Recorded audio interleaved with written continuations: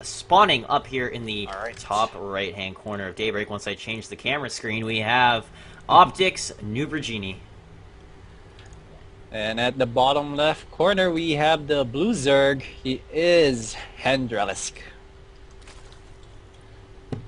So our map for today, for right now at least, is gonna be Daybreak. It is a 1v1 map. We've been here before. I think every game starts off in Daybreak, which is pretty reasonable. And it's gonna be pretty interesting here because this is our first ZVZ for today.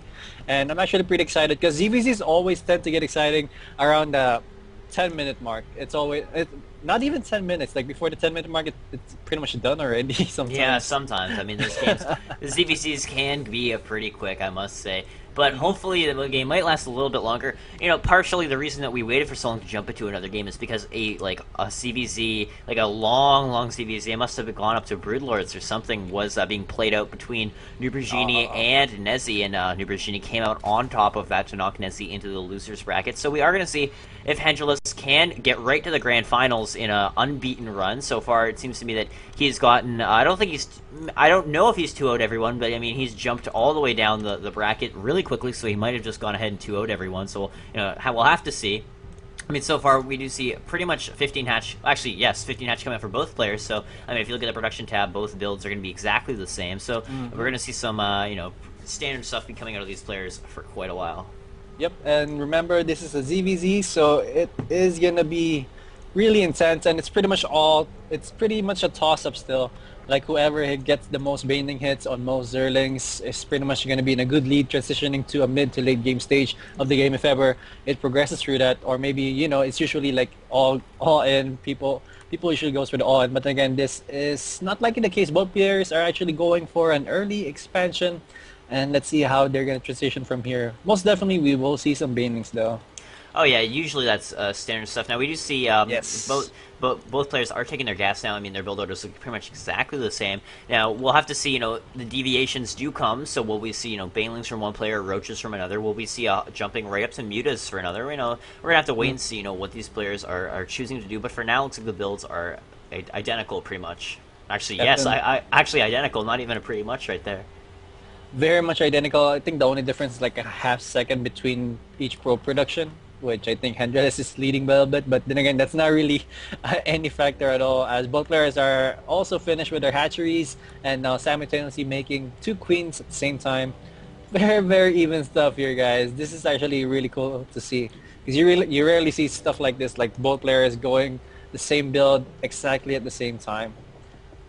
Yeah, Cool. I mean it's pretty interesting. This is definitely something you'd pretty much only see in a mirror matchup. Obviously, well, I mean obviously because Yeah. that was probably the most obvious thing I've ever stated in my life. That was, but I mean especially in ZVZ, you definitely see this. I mean in PvP, I mean it's just as sometimes, if not more so intense than the ZVZ things that we see. But I mean there's just so much variation you could do with with the Robo, the Twilight. Whereas with ZVZ, I mean there's only so much you can do. Now we are seeing the deviations first come out. We are seeing speed for both players, but I mean the deviations do exist right now. So we do see a Baneling Nest now going down for Optic NuBrGNi, which is going to be the first main deviation, whereas hendralisk is just continuing to make a lot of drones with the minerals that NuBrGNi invested in that Baneling Nest. Oh, actually, a Baneling Nest now going down for hendralisk.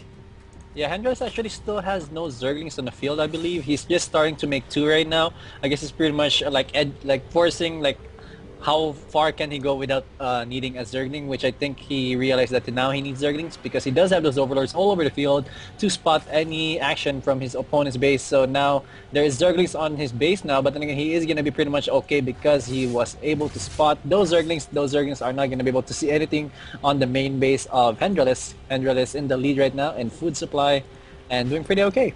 So hendralisk has actually got that extra queen out. I don't believe that Optic NuBrGNi has that out. So we just see some actually defensive banelings now coming out from NuBrGNi, just morphing them at home to see if any run-bys do occur. And now we are seeing the evolution chamber and 2 more gases come down for hendralisk to bring him up to 4. Actually, one more in this main base to bring him up to 4. So he is adding on all of his gases right now. So I would assume that he would be jumping up to layer, relatively shortly, especially with the addition, all these drones and the evolution chamber for sure. Yep, definitely. And there you go. Third base is about to be plopped down by NuBrGNi right here. So he is going to be taking a little bit of risk right here because he is the one who is going for an expansion first. And I don't think he has a clear idea on what hendralisk is doing, but then again, he's still risking it. He's still going for another base. It's usually a pretty bad thing to go on a extra base in a mirror matchup because you always tend to pretty much behind in terms of unit count or warrior units whenever there's a clash while you're in the middle of expanding. So one ling's actually going to sneak inside the base, and it looks like that he did actually manage to get around and scout everything. hendralisk was doing a good job at keeping that ling from being out there, but I mean, a ling is going to get by and see literally everything. And you also will see the layer timing, which is very important to know when that layer is going down. Third base not being canceled, so it looks like hendralisk is actually going to go ahead and make 22 lings right off the bat. So it looks like he's going to be gearing up for an attack, morphing one bailing over here and taking up third base of his own. However, this was indeed spotted by NuBrGNi. Yes. Yeah, I think he actually saw that there's already expansion by NuBrGNi, so I think he's going to put a little bit of pressure over there. He does have supply lead, so he does have enough Zerglings right here to, I think, do some damage or maybe force a cancel even, but then again, the hatchery is already almost done, so it's either killing it or losing all your Zerglings. We will see in just 1 second. Actually, Optic NuBrGNi is also doing the same thing. Gonna go for a pressure here on the third base of hendralisk. This is actually pretty bad right now for hendralisk. He might lose that queen and also force a cancel on that hatchery while the harassment is also happening. Oh! Baneling hit! The banelings. Wow, that's a lot of Zerglings being killed right there by NuBrGNi. Very, very nice play. And now the Zerglings right here on the base of Optic of hendralisk actually are running away as well. But there are 2 banelings right here. But NuBrGNi or hendralisk was able to defend this. hendralisk is going to lose, unfortunately, all of these lings. However, a good baneling hit over here at NuBrGNi's third actually took out even more lings. So it looks like a very damaged third will still survive. However, I would assume that hendralisk is going to be sending units over there to snipe that as soon as he possibly can. Now, in the main base, he has gotten his macro hatches building, and he has in his infestation pit is halfway through researching pathogen glands. So we'll have to see, his choices on deck. More banelings actually going ahead and taking out a lot of NuBrGNi's lings, and hendralisk has done a great job so far. And will he actually get around and snipe this base? It's going to be close. A baneling is moving in, and it looks like he will not be able to snipe it. He will bring it down to 68 health points, so, I mean, that is so close to dying. Very, very close. And hendralisk actually just lost the queen on his third base, but then again, there are no Zerglings here for NuBrGNi to take down the hatchery. He is sending a gazillion Zerglings on the way there, though. So he is going to be able to do some damage over there, but then again, how much damage can he do? There is enough banelings right here as well for hendralisk for defense. And there was actually one baneling that finishes, but then again, barely did any damage at all. And here we go, there's so many Zerglings right here for NuBrGNi right now. hendralisk has 94 food supply against the 60 of NuBrGNi. Where are the rest of his army? Is still making, and right now, so many banelings are exploding, and also drones are dying as well. Oh, good hit right there on those 2 banelings, giving off a good amount of drones. I mean, at the same time, if you look at the supply count, though, it's heavily in favor of hendralisk. hendralisk has jumped ahead in drones as well as lings, and he has 6 infestors on the map, whereas I guess, the infestation pit is done. Pathogen glands is being researched for NuBrGNi, but I mean, infestors are out on the map, and they will be able to secure this base and keep it safe. Now, checking out the third base of NuBrGNi, we still see that it is quite low on health. It's actually adding 3 evolution chambers down near that, which is really interesting because usually you only see 2 being added at most. But he's trying to go in for the snipe, but unfortunately, banelings are there to prevent hendralisk from sniping that third base. If he did snipe it, though, it'd be big. Yeah, that would be huge. But then again, here we go. NuBrGNi actually putting up 3 evolution chambers alongside it for additional wall off. Oh, good focus on all of those Zerglings. Those Zerglings are gonna melt very, very quickly. Very nice job right there by hendralisk. And now he's in a good advantage in terms of Zergling count. Let's look at the unit count. We have 29 Zerglings against the 5 banelings alone of Optic NuBrGNi. He doesn't even have Zerglings here. This is pretty bad right now for Optic NuBrGNi.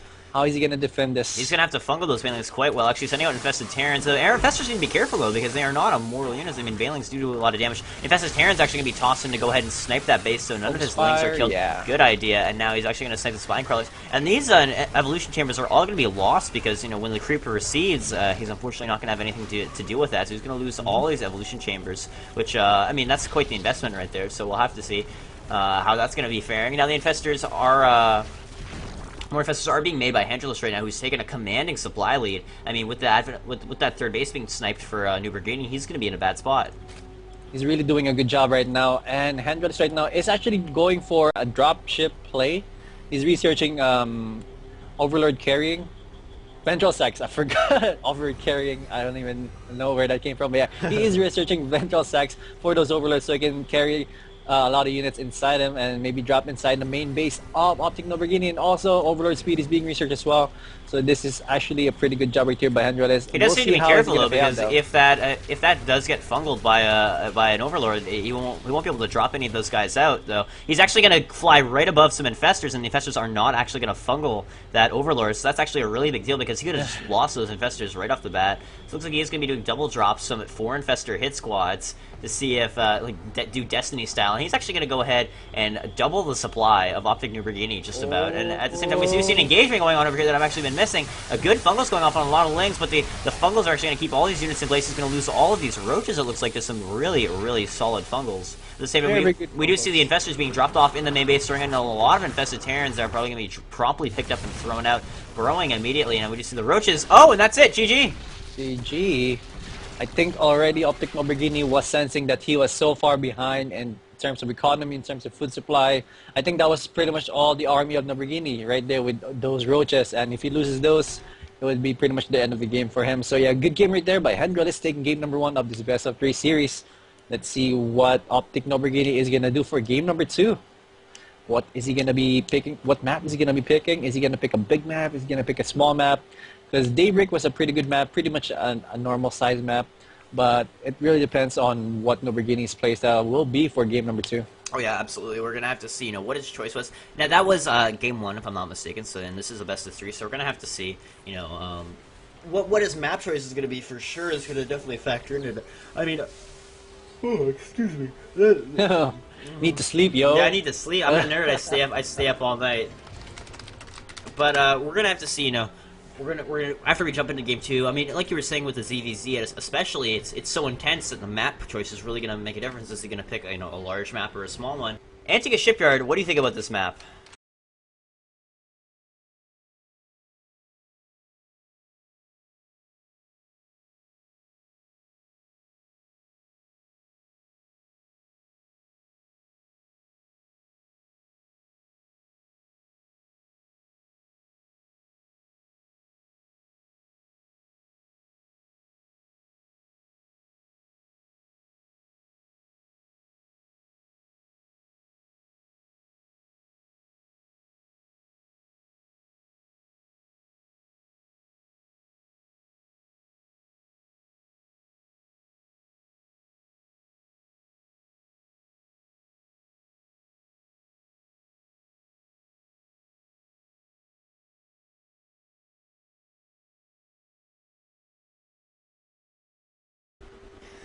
Fantastic Zerg players, both of them spawning cross positions on MLG's Antigua Shipyard. A very interesting map that's been around for quite a while right now. I mean, just on based on what you saw last game, who would you predict to win this game?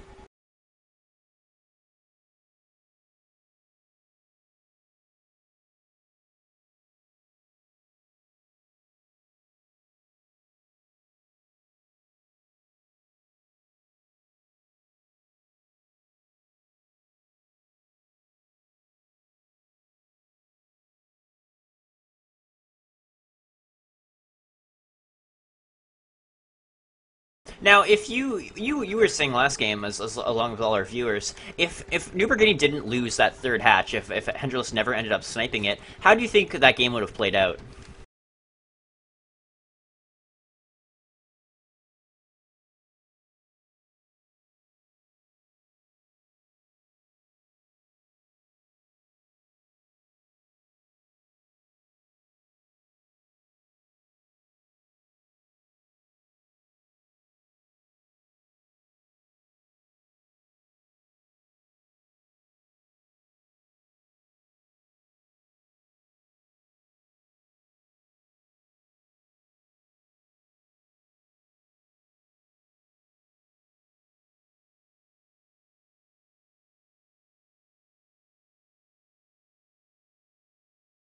So we now are seeing a hatchery being added for hendralisk, whereas a gas being added for NuBrGNi. So do you think we're going to see some sort of baneling play coming out of him?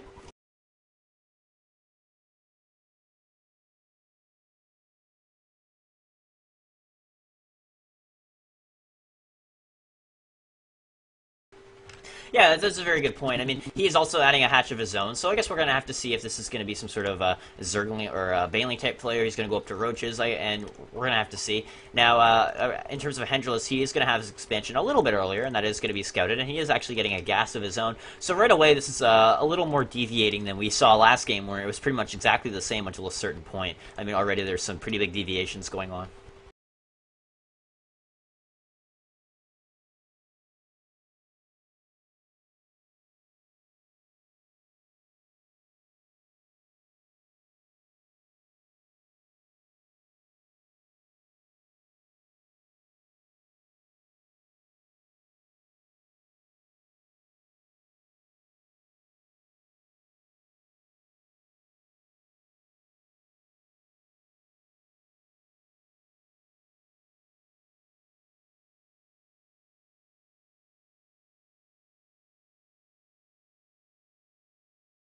And we do see the Baneling nest did indeed go down, and Hendralis has yet to spot that, so it looks like this will be indeed Baneling that's coming up from NuBrGNi. However, this won't be an all-in as he has expanded behind this, so he is going to be getting his gas a little bit sooner, about 70 seconds before, or about a minute, I guess I would make it, before Hendralis is going to have it. So we're going to have to see, how that's going to provide an advantage to him. He's also making 10 lings, so this is definitely going to be an aggressive attack, and Hendralis is definitely going to have the advantage if he manages to hold it off.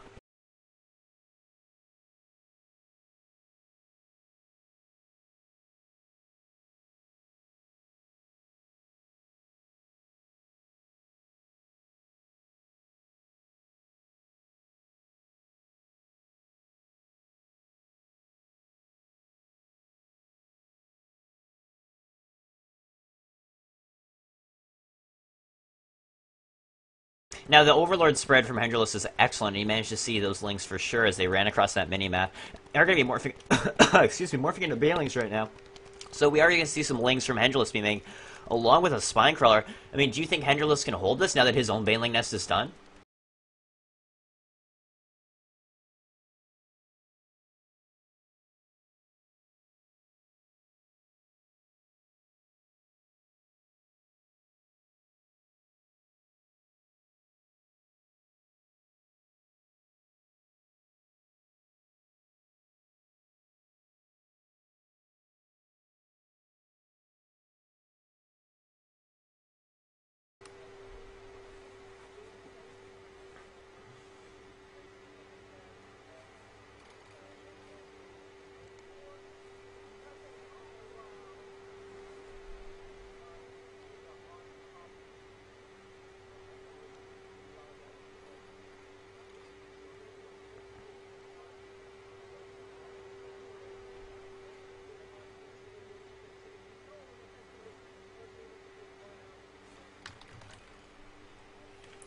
Now, eight workers were indeed killed, and Morlings are streaming into the main base. That means they're now even on workers, but it looks like, I mean, that one Baneling was in the main base, but I mean, one Baneling does not do any damage, well, it does do some damage, but not enough damage, unfortunately, to drones.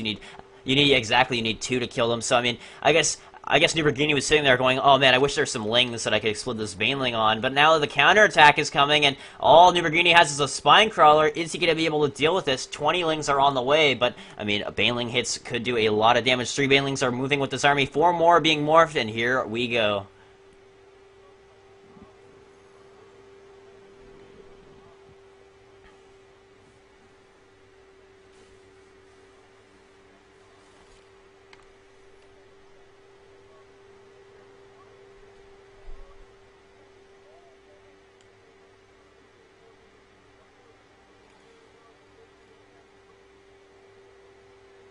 Oh,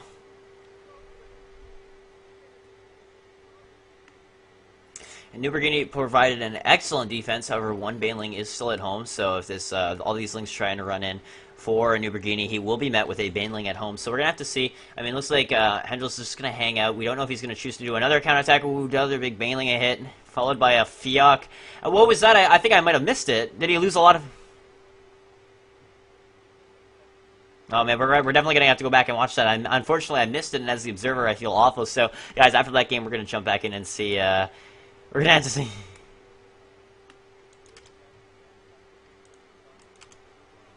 Towards his opponent's base, but again, he thought wrong. He thought like he was free to roam around his opponent's race, but again, nah.